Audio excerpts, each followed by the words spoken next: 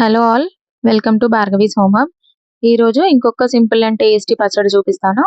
చాలా క్విక్గా, చాలా సింపుల్ ఇంగ్రీడియంట్స్. నేను చూపించే రెసిపీస్ మాక్సిమం అలాగే ఉంటాయి. చాలా సింపుల్ అండ్ చాలా టేస్టీగా, క్విక్గా అయిపోయే రెసిపీసే చూపిస్తాను మాక్సిమం.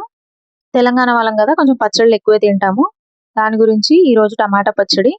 దానికి టమాటోలకి సరిపడా కారం ఉండేలాగా పచ్చిమిరపకాయలు, 2 ఎల్లుల్లిపాయలు, కొంచెం జీలకర్ర, అంతే. ఇవే 4 ఇంగ్రీడియంట్స్తో పచ్చడి అయిపోతుంది.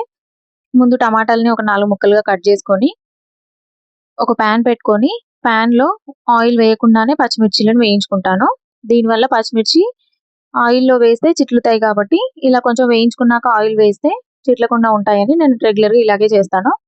ఇవి కొంచెం వేగిపోయాక ఇందులో ఒక 2 to 3 టేబుల్ స్పూన్స్ ఆయిల్ వేసి ఇవి ఇంకొంచెం సేపు మగ్గేదాకా కలిపి ఇందులోనే ముందు తీసుకున్నాం కదా వెల్లుల్లిపాయలు అలాగే జీలకర్ర కూడా వేసి ఒక 2 నిమిషాలు మళ్ళీ కొంచెం అవి ఎల్లుల్లిపాయ పచ్చివాసన పోయేంత వరకు కలిపేసి దాని తర్వాత కట్ చేసి పెట్టుకున్న టమాటా ముక్కలు కూడా వేసి అందులోనే పసుపు కూడా వేసేసి టమాటా ముక్కలు కూడా మగ్గిపోయేలాగా ఉప్పు వేసి టేస్ట్కి సరిపడా ఇప్పుడే వేసేయాలి. ఉప్పు ఇంకా మళ్ళీ వేయడం ఉండదు కాబట్టి అందాజాతో టేస్ట్కి సరిపోయేలా వేసేయాలి.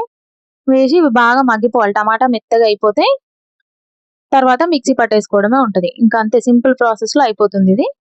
దీని తర్వాత టమాటాని ఇట్లా మగ్గించుకొని మూత పెట్టుకొని ఒక 2 నిమిషాలు మగ్గించుకోవాలి.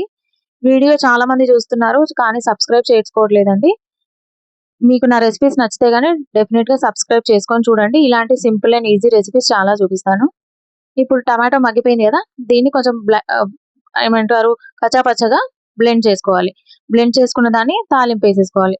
ఎండుమిర్చి, జీలకర్ర, కరివేపాకు, కొంచెం పసుపు ఇవి వేసుకొని తాలింపు వేసేసుకుంటే సింపుల్ అండ్ టేస్టీ టమాటా పచ్చడి రెడీ అయిపోతుంది.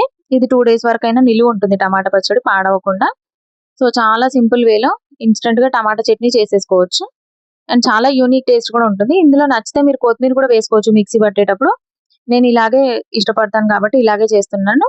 డెఫినెట్గా ట్రై చేసి నాకు రెసిపీ ఎలా వచ్చిందో కామెంట్స్లో చెప్పండి. సబ్స్క్రైబ్ చేసుకోవడం మాత్రం మర్చిపోకండి. దీన్ని వేడి రైస్లో తింటే చాలా బాగుంటుంది. ట్రై చేసి నాకు కామెంట్స్లో చెప్పండి. Thank you so much for watching.